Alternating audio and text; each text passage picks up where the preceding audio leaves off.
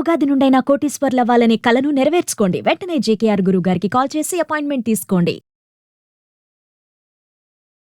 Hi hello నమస్తే, welcome back to Suman TV. Kerala జ్యోతిష నిపుణులు, ప్రముఖ astrologist, life skills, money coach, law of attraction Brahmashri JKR గారు మనతో పాటు ఉన్నారు. గురుగారితో మాట్లాడదాం. నమస్తే గురుగారు. నమస్తే అమ్మా. గురుగారు, చాలా మందికి సమస్యలు, అవును, కష్టాలు, ఇంకా శత్రుబాధలు ఎక్కువ ఉంటాయి. ఎనిమీస్ చాలా మంది, అంటే ఈ మధ్య కాలంలో చూసుకుంటే ప్రతి చిన్నదానికి కొట్టుకోవడము, మాటికి మాట అనుకోవడం, ఈ శత్రుబాధలు అనేవి చాలా ఉంటాయి. మరి వీటిని త్వరగా మనం పరిష్కరించుకోవాలి అంటే కూడా ఏమైనా సజెషన్స్ ఉన్నాయా? తప్పకుండా అమ్మా. వాస్తవంగా నేటి కాలంలో ఈ కలి ప్రభావం చేత చేసే వృత్తిలో కావచ్చు, లేక ఇంటి పక్క చుట్టుపక్కల వారు కావచ్చు, బంధువర్గంలో కావచ్చు, చివరికి ఆ కుటుంబంలో ఉన్న 5 నలుగురు చిన్న చిన్న వాళ్ళ ఫ్యామిలీలుగా మధ్యలో మారిపోయినా కూడా కుటుంబంలో 2 ముగ్గురు మధ్యన ఉంటాయి. కూడా గొడవలు ఉంటాయి.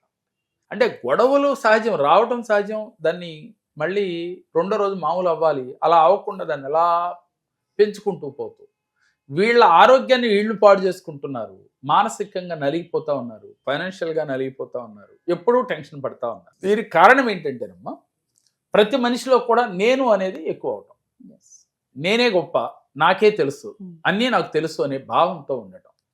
మెయిన్ ఈ యూనివర్స్ ఎలా అంటేనమ్మా, లా ఆఫ్ అట్రాక్షన్ ఏం చెప్తుందంటే, పక్క మనిషిని మనం ప్రేమిస్తే, ఎదుటి మనిషిని కానీ మన ఇంటి పక్కన వారిని, చుట్టుపక్కల ఎవరైనా కానీ ప్రతినిత్యం ప్రేమిస్తూ ఉంటే వారి మనసులో కూడా మీ పైన ప్రేమ కలుగుతుంది.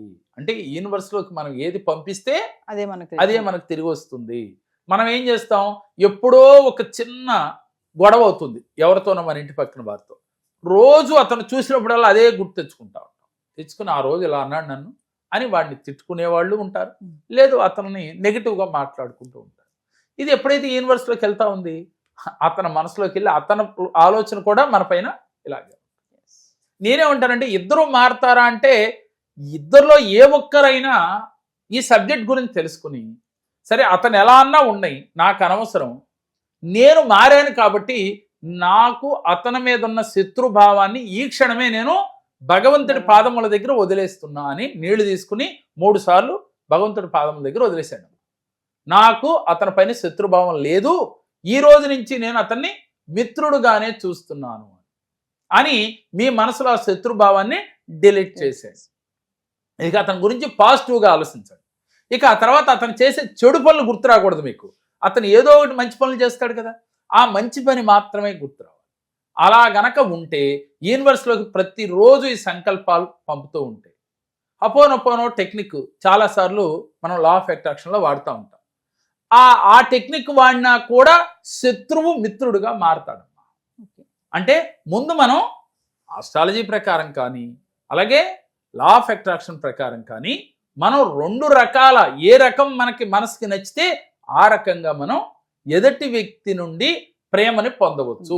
అది భార్యాభర్తల మధ్యన కావచ్చు, తండ్రి కొడుకుల మధ్యన కావచ్చు, లేక చుట్టుపక్కల వారు కానీ, కొలిక్స్ కానీ, లేక మన మేనేజర్ దగ్గర నుంచి, పై బాస్ కాడి నుంచి మన పైన శత్రుభావం ఉంది, మన తక్కువగా చూస్తున్నారు అని ఫీలింగ్ వచ్చినప్పుడు, వాళ్ళు ఎలా అన్నా ఉన్నాయి, ముందు మనం మారి మన మనసును మనం మార్చుకుని ప్రతిరోజు ఒక అరగంట సేపు ధ్యానం చేసి, ధ్యానం అయిన తర్వాత మీరు అఫర్మేషన్స్, విజువలైజేషన్, హొపనొపనో టెక్నిక్ కానీ మీరు ఆచరిస్తే లా ఆఫ్ అట్రాక్షన్ ప్రకారం వెంటనే రిజల్ట్ వస్తుంది.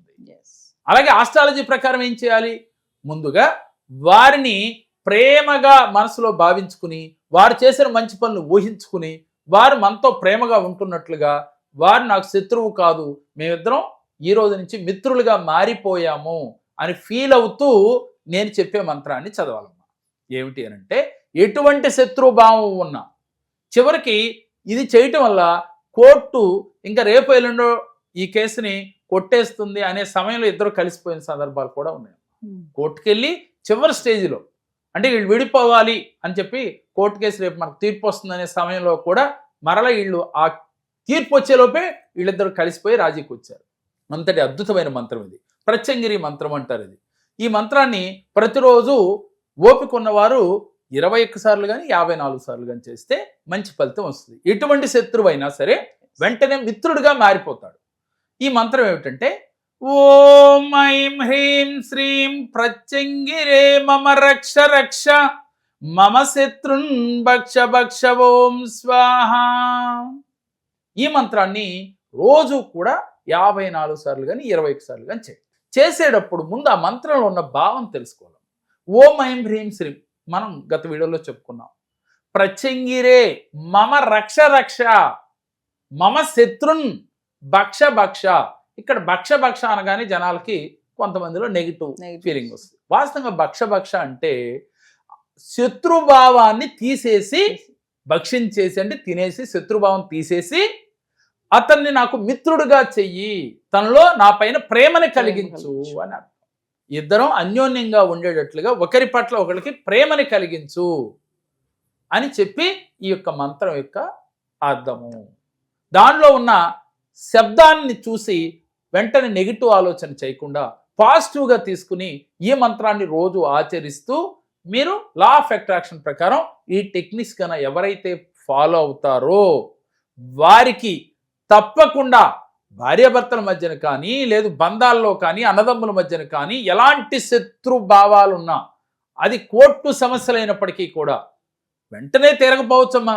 అది నెల పట్టొచ్చు, 2 నెలలు పట్టొచ్చు, 3 నెలలు పట్టొచ్చు, 6 నెలలు పట్టొచ్చు, 9 నెలల వరకు మీకు ఛాన్స్ ఉంది.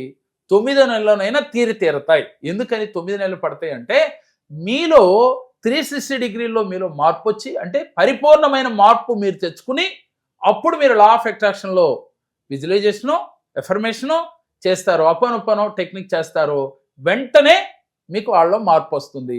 ఈ మంత్రం చదువుతూ మీరు భావన చేస్తూ ఉంటే ఎలాంటి శత్రువైనా మీకు మిత్రుడుగా మారతాడు. మీకు తర్వాత శత్రువు మిత్రుడైతే ఎంత ఆనందంగా ఉంటుంది, అలాగే ఎంత హెల్ప్ కూడా ఉంటుంది అమ్మ వాళ్ళతో. కాబట్టి శత్రువైనప్పుడు వీళ్ళలో ఉన్న దుర్గుణాలు తెలిస్తే వారికి, అలాగే మిత్రుడైనప్పుడు వారిలో ఉన్న నిజాయితీ ఏంటో తెలిసి వీళ్ళిద్దరూ కూడా బంధం గట్టి పడుతుంది. కాబట్టి గొడవ వచ్చింది అంటే దాని గురించి టెన్షన్ పడకూడదు. భార్యాభర్తలు నడుమ సహజమే గొడవ. అయితే ఆ గొడవ ఎలా ఉండాలంటే తామరాకు పైన నీటి బుడగలాగా మారాలి. మరీ అది తీవ్ర స్థాయికి వెళ్ళినప్పుడు మనం ఇలాంటి క్రియలు చేసుకుని అది మీరు వెంటనే ఆ సమస్య నుంచి బయటపడవచ్చు. అంతేగాని మా ఆయన నాతో ఇట్లా ఉంటాడు, మా అన్నయ్య ఇలాగ ఉంటాడు, మా తమ్ముడు ఇలాగే ఉంటాడు, లేక మా పక్కింటి వారు ఇలాగే ఉంటారు అని ప్రతిరోజు మీరు బాధపడిన కొద్దీ ఆలోచనలు మీరు మనసులో ఆలోచిస్తున్న కొద్దీ రెట్టింపు అవుతా ఉంటాయి, సమస్య పెద్దదవుతా ఉంటది. కాబట్టి మీరు సమస్యని పెద్దది చేసుకోవద్దు, సమస్యని తొలగించడానికి ప్రయత్నం చేయండి. మీరు ఆనందంగా ఉంటే మీకు ఆరోగ్యం బాగుంటుంది. ఆనందం, ఆరోగ్యం, ఐశ్వర్యం ప్రతిరోజు మనసులో అనుకోండి. ఆరోగ్యం బాగున్నోళ్ళు, డబ్బు కావాలనుకున్న వాళ్ళు, అలాగే డబ్బు, సంపద, ఆరోగ్యం, ఆనందం. డబ్బు, సంపద, ఆరోగ్యం, ఆనందం. ఈ 4 మాటల్ని ప్రతినిత్యం మనసులో జపిస్తూ ఉంటే వెంటనే మనకి డబ్బు వస్తుంది, అలాగే సంపదలు వస్తాయి, ఆనందం వస్తుంది, హ్యాపీగా ఉంటాం. నమస్తే గురుగారు. నమస్తే తల్లి.